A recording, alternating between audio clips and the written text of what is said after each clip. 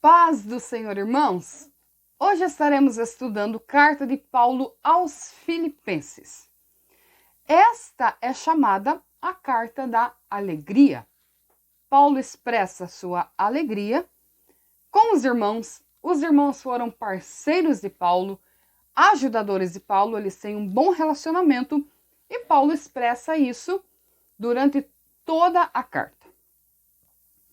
O apóstolo Paulo, uma década antes de escrever essa carta, em uma visão noturna, recebeu a incumbência de pregar na região da Macedônia.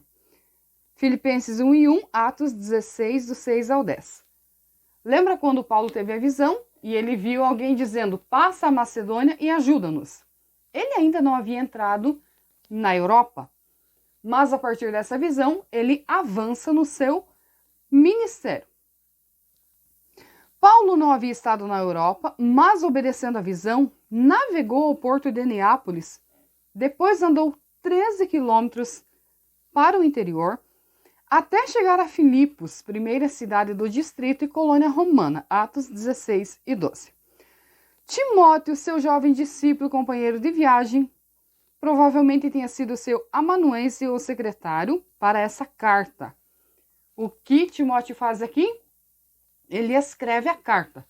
Paulo é o autor, porque o conteúdo é dele, é ele que dita, mas o escritor é Timóteo. Filipenses, então, entra na categoria de epístolas de Paulo escritas na prisão. Paulo estava preso em Roma, entre 60 a 63 depois de Cristo, quando ele escreveu essa carta. Vamos ao contexto histórico-político, que é bem interessante. O nome original de Filipos era Crenides, que significa pequena fonte.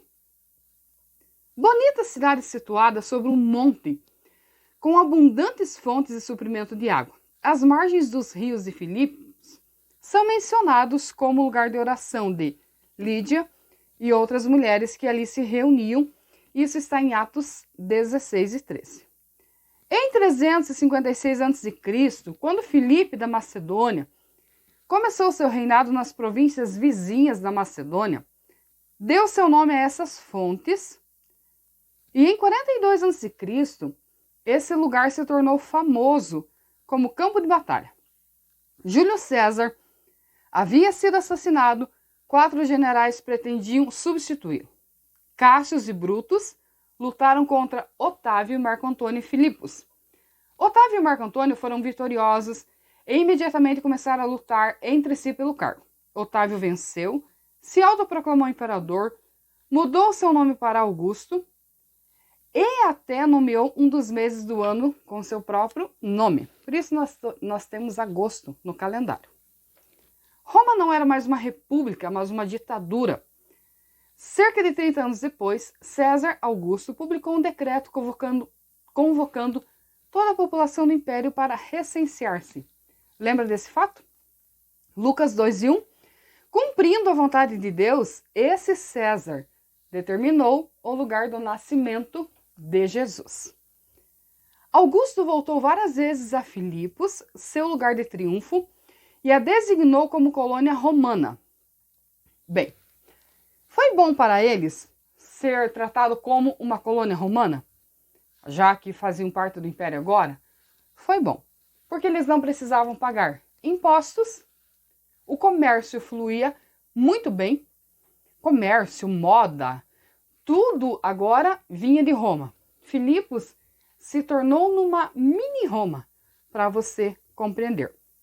Uma cidade situada nas montanhas, com fontes de água, com rio, um lugar muito bonito, um lugar influente, um lugar que tinha um exército, tinha um comércio muito bom. E ali, Paulo funda uma igreja. Algumas curiosidades que a gente precisa entender aqui. As mulheres de Filipos tinham grande independência, podiam se reunir, isso está em Atos 16 e 13. Mantinham seus próprios negócios, né? Nós temos a história de Lídia, que era uma vendedora de púrpura. A história dos filipenses logo retrata uma reunião de mulheres, quando registra Saímos da cidade para junto ao rio, onde nos pareceu haver um lugar de oração.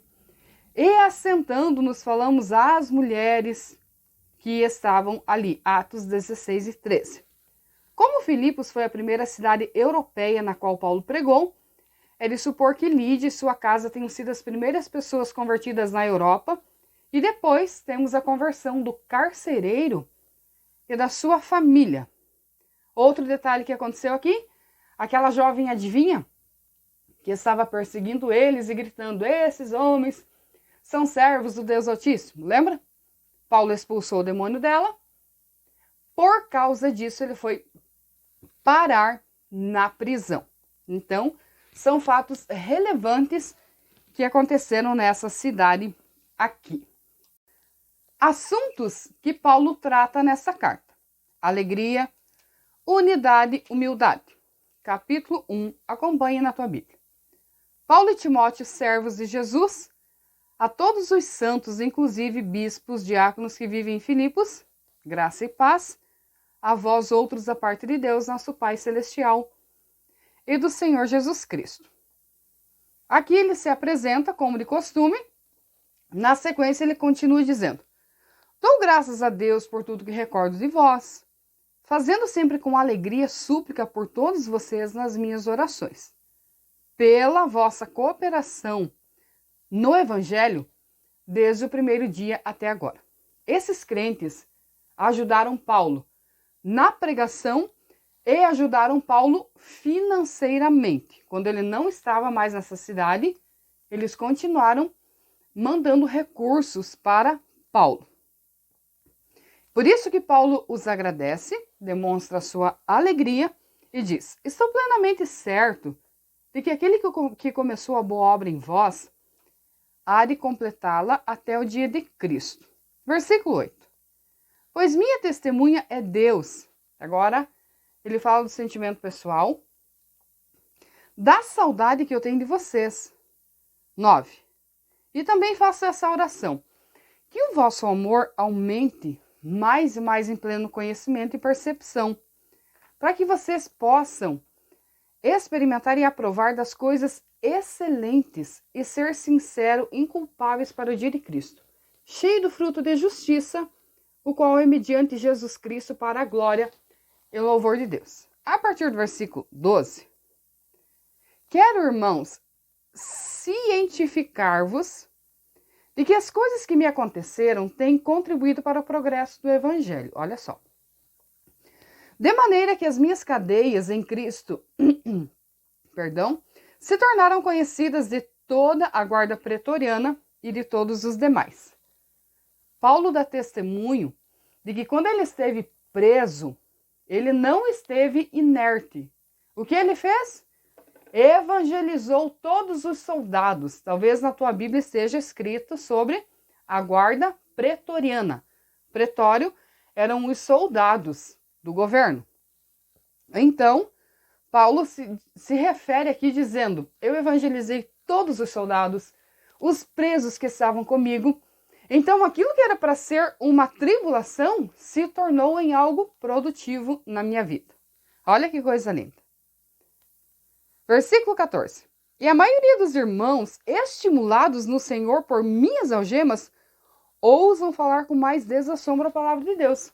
Outras pessoas se inspiraram em Paulo e disseram: ele está preso, mas está pregando o evangelho, então vamos nós fazer o mesmo.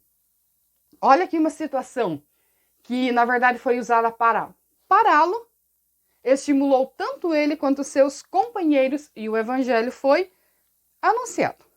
Aí ele vai tratar de outro assunto agora, a partir do versículo 15. Alguns efetivamente proclamam a Cristo por inveja e porfia. Outros, porém, o fazem de boa vontade. Existia algumas pessoas aqui que, como nós já estudamos nas outras cartas, eles estão preocupados em trazer sua ideologia para o meio cristão, ou eles querem um certo reconhecimento de mestres, sem ter feito nada pelo evangelho.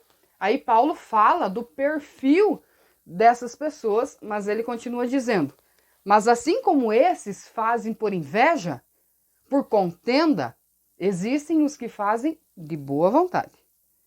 E aí Paulo chega à seguinte conclusão: olha,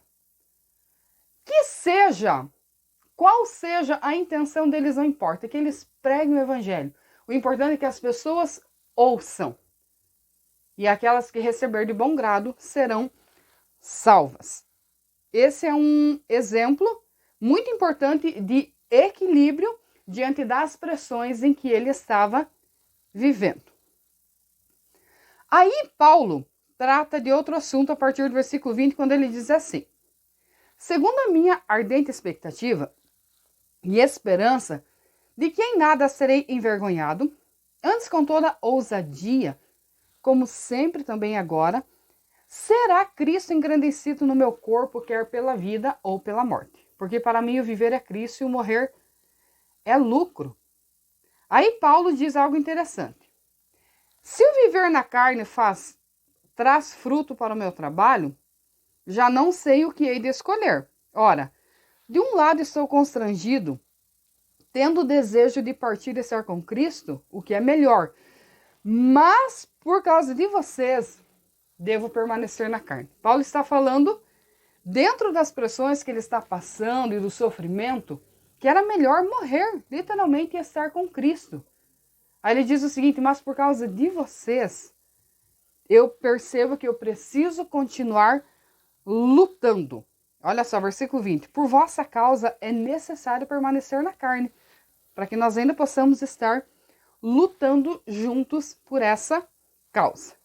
A partir do versículo 27, ele trata sobre a unidade cristã na luta. Ele diz assim: vivei acima de tudo por modo digno do evangelho de Cristo, para que, ou indo ver-vos, ou estando ausente, ouça no tocante a vós outros que estáis firmes num só espírito, como uma só alma, lutando juntos pela fé evangélica.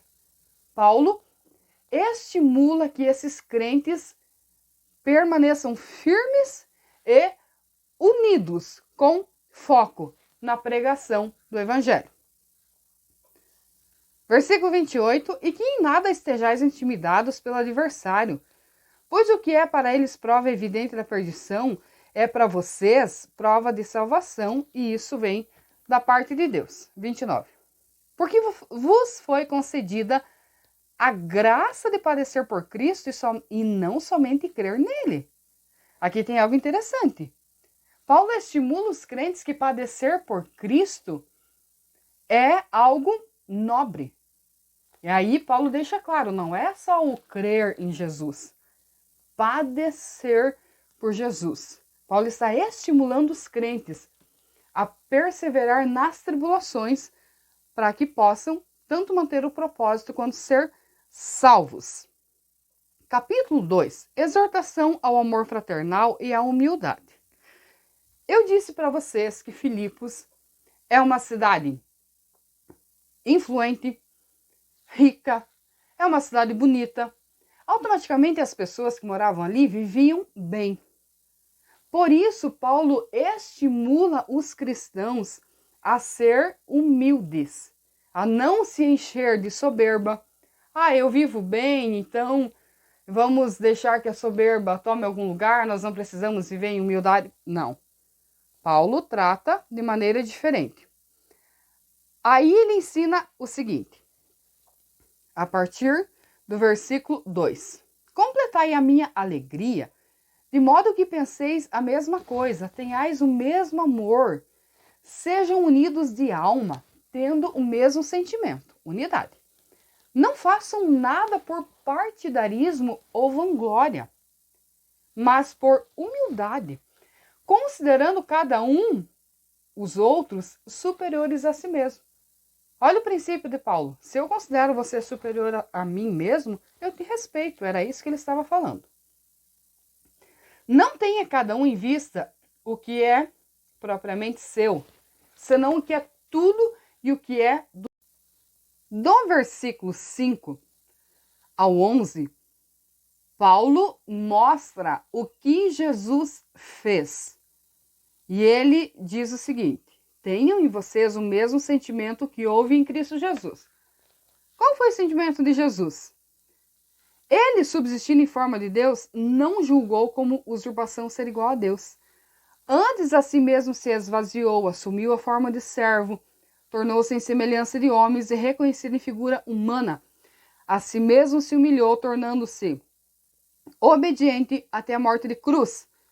Pelo que também Deus o exaltou sobremaneira e lhe deu um nome que está acima de todo nome.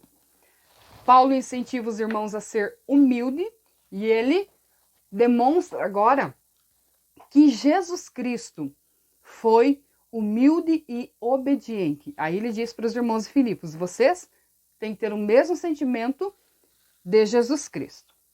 Do versículo 12 ao 18, ele fala sobre o desenvolvimento da salvação. Assim, meus irmãos, como sempre obedeceste, não só na minha presença, mas na minha ausência, desenvolvei a vossa salvação com temor e tremor. Responsabilidade pessoal em manter a comunhão com o Senhor. Versículo 14. Fazei tudo sem murmuração nem contenda, para que vos torneis irrepreensíveis, sinceros, filhos de Deus inculpáveis, no meio de uma geração pervertida e corrupta, na qual resplandeceis como luzeiros no mundo. Paulo está lembrando eles da função deles, função moral e função espiritual, e ele usa como exemplo luzeiro. Preservando a palavra da vida, para que no dia de Cristo eu me glorie de que não corri em vão. Paulo está dizendo, no dia em que nós estivermos reunidos perante Cristo, perante o juízo, eu quero ter certeza de que o que eu fiz por vocês não foi em vão, mas que vocês guardaram no coração e levaram a mensagem adiante. A partir do versículo 19, Paulo e seus companheiros Timóteo e Epafrodito. Aqui ele vai comentar alguma coisa sobre seus companheiros. Espero, porém, no Senhor mandar até vocês Timóteo o mais breve possível, a fim de que eu me sinta animado também, tendo conhecimento da vossa situação. Versículo 22. E conheceis o seu caráter provado, pois serviu ao evangelho junto comigo como filho do Pai. Esse, com efeito, é quem espera enviar, tão logo tenha eu visto a minha situação. E estou persuadido no Senhor de que também eu mesmo brevemente irei. Ora, ele estava preso, tinha esperança de que iria sair. A partir do versículo 25, agora ele fala sobre outro companheiro seu, Epafrodito. A partir do versículo 27, ele fala que esse homem foi acometido por uma doença mortal, mas Deus o restaurou, Deus o curou. Versículo 30. Visto que por causa da obra de Cristo chegou ele às portas da morte, e se dispôs a dar a própria vida para suprir a vossa carência de socorro para comigo. Então, nesses versículos, Paulo se refere aos dois companheiros de ministério. Agora, a partir do capítulo 3, a exortação referente à alegria cristã. Quanto mais, irmãos meus, alegrai-vos no Senhor. A mim não me desgosta e é segurança para vós que eu escreva as mesmas coisas. Acautelai-vos dos cães. Acautelai-vos dos maus obreiros. Acautelai-vos da falsa circuncisão. É impressionante que quando você analisa as cartas de Paulo, ele tem que tratar do mesmo assunto. Olha só, quem são os cães na linguagem bíblica? São os maus obreiros. Lembre-se que tudo que Paulo fez foi com intenção verdadeira e amor. E aí essas pessoas que tentam transtornar o evangelho com suas ideologias, com suas crenças, com suas mentiras, brigando por poder, Paulo os chama de cães. E ele também diz, acautelai-vos da falsa circuncisão. Paulo já havia explicado que circuncisão é rito judaico, não tem nada a ver com cristianismo. Você que está acompanhando as aulas, o cristianismo é a inclusão de todos os povos, tantos quantos creiam em Jesus, receberão a salvação e farão parte do corpo de Cristo. Porque nós é o que somos, a circuncisão, nós que adoramos a Deus no Espírito. E nos gloriamos em Cristo Jesus e não confiamos na carne. Aí agora Paulo vai descrever a sua linhagem e a sua influência no judaísmo antes de conhecer Jesus. Por isso ele diz assim, bom, eu poderia confiar na carne, versículo 4. Aí versículo 5 ele diz assim, ó, eu fui circuncidado ao 8º dia, da linhagem de Israel, da tribo de Benjamim, hebreu dos hebreus. Quanto à lei, eu era fariseu. Aqui está o perfil de Paulo.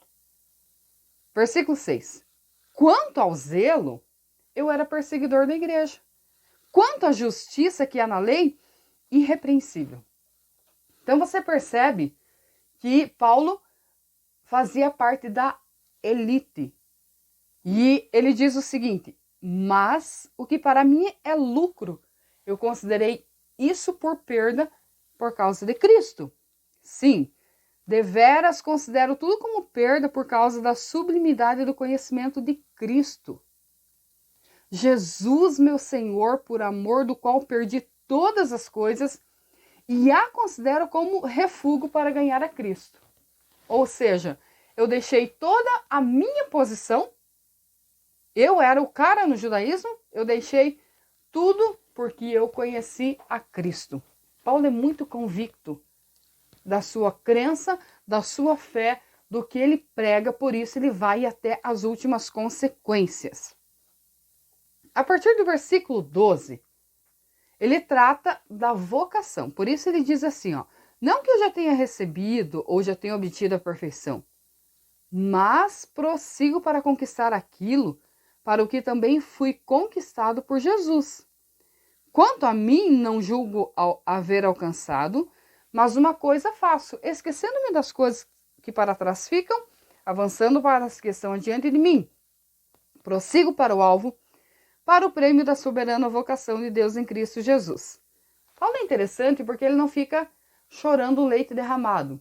Ai, eu estou numa prisão. Ai, porque eu aceitei Jesus. Se não fosse isso, eu estaria no judaísmo. Eu seria uma das pessoas mais influentes. Não, Paulo não faz isso. Ele diz o seguinte, tudo o que eu era, eu trato como refúgio perante a revelação que eu tive do Senhor Jesus. E eu prossigo para frente. Ué, mas Paulo não estava preso? Eu falo de convicção e de liberdade espiritual. Esse é o ensinamento nas entrelinhas. Aí, a partir do versículo 17, ele vai falar sobre os inimigos da cruz de Cristo. Paulo diz para os irmãos assim, irmãos, sejam meus imitadores e observai os que andam segundo o modelo que tendem em vós. Por que Paulo fala isso? Pelos problemas que eu descrevi para vocês. De maus obreiros, de pessoas da circuncisão, os judeus, tentando colocar ideologias, enfim. Aí ele diz assim, pois muitos andam entre vocês, dos quais repetidas vezes eu vos dizia, e agora vos digo até chorando, são inimigos da cruz de Cristo. O destino deles é perdição, o Deus deles é o ventre, a glória deles está na sua infâmia, visto que só se preocupam com as coisas terrenas.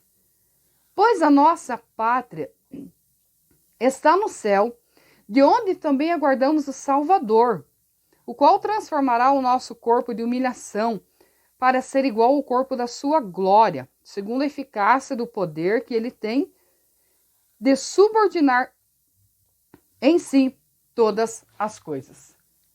Paulo fala sobre a glória terrena e que eu e você, agora trazendo para nós no sentido geral, não podemos perder o entendimento da glória celestial, futura, eterna e sobre a transformação do corpo.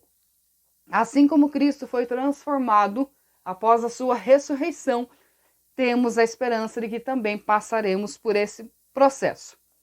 É interessante porque vivemos nessa terra, mas temos que ter a mentalidade de que somos peregrinos espirituais. Vivemos, comemos, plantamos, fazemos tudo normal, mas espiritualmente estamos em transformação até chegar à estatura de varão perfeito. Capítulo 4. Portanto, meus irmãos amados e saudosos, minha alegria e coroa. Sim, amados, permanecei deste modo firmes no Senhor. Aqui, Paulo faz referência a duas mulheres, Evódia e Sintique. Não sabemos o que aconteceu, elas tiveram um probleminha ali, uma encrenca. E Paulo está dizendo o seguinte: elas me ajudaram muito anos atrás. Elas foram desbravadoras, elas foram guerreiras. Agora elas têm um problema. Daí Paulo está orientando que elas sejam ajudadas. Olha só.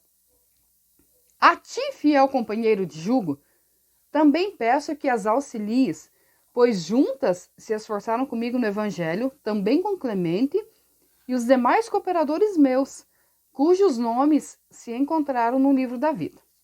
Alegrai-vos sempre no Senhor. Outra vez vos digo, alegrai-vos. Perceba que ele permanece com essa expressão para que os crentes sempre se sintam motivados. Alegria aqui se refere à motivação. E ele continua dizendo: alegrai-vos no Senhor. Versículo 5. Seja a vossa moderação conhecida de todos os homens. 6. Não andem ansiosos. Aqui tem um conselho. Não andem ansiosos por nada. Todas as coisas, todos os problemas, levem ao Senhor em oração.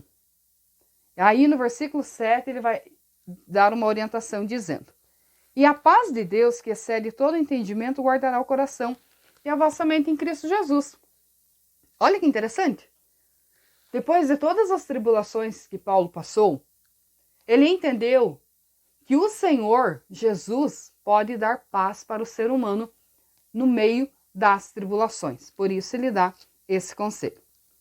E para encerrar, então, versículo 8, ele vai dar um conselho sobre a mente. Tudo que é verdadeiro, respeitável, justo, puro, amável, boa fama, se tem virtude, se tem louvor, que é isso ocupe a mente de vocês. Não deixe a mente de vocês andar vagando por aí e Satanás colocar as suas sementes. Pensem só em coisas boas. A partir do versículo 10. Alegrei-me sobremaneira no Senhor, porque agora, uma vez mais, renovasse a meu favor o vosso cuidado, o qual já tinhais antes, mas vos faltava oportunidade. Digo não por causa da pobreza. Agora Paulo vai dizer o seguinte: eu aprendi a viver bem e a ter equilíbrio em todas as situações. Então ele diz: eu sei estar humilhado e sei estar honrado. Sei viver bem em todas as circunstâncias. Tenho experiência tanto de fartura quanto de fome, de abundância como escassez. E ele diz o seguinte: tudo posso naquele que me fortalece. Ou seja, eu aprendi a viver com as fases da vida, com as adversidades e sobrevivi confiando no Senhor. Mas aí ele encerra dizendo o seguinte: todavia, fizeste bem associando-vos na minha tribulação. Porque os crentes de Filipos mandaram recursos para Paulo quando ele estava em dificuldade. E Paulo reconhece isso e está agradecendo. 15. E sabei também vós, ó Filipenses, que no início do Evangelho, quando parti da Macedônia, nenhuma igreja se associou comigo no tocante a dar e receber, senão vocês. Aí ele diz então: porque até para a Tessalônica mandasse não somente uma vez, mas duas, o bastante para as minhas necessidades. Então, ele agradece a igreja, reconhece a ajuda E a partir do versículo 21 ao 23, ele se despede da igreja, sempre agradecendo. O que nós aprendemos aqui então? Paulo demonstra sua alegria por essa igreja, reconhece a ajuda desse povo, e no encerramento ele diz: saudai cada um dos santos em Cristo Jesus, os irmãos que se acham comigo vos saúdam, todos os santos vos saúdam, especialmente os da casa de César. A graça do Senhor Jesus seja com o vosso espírito. Que Deus te abençoe, em nome de Jesus.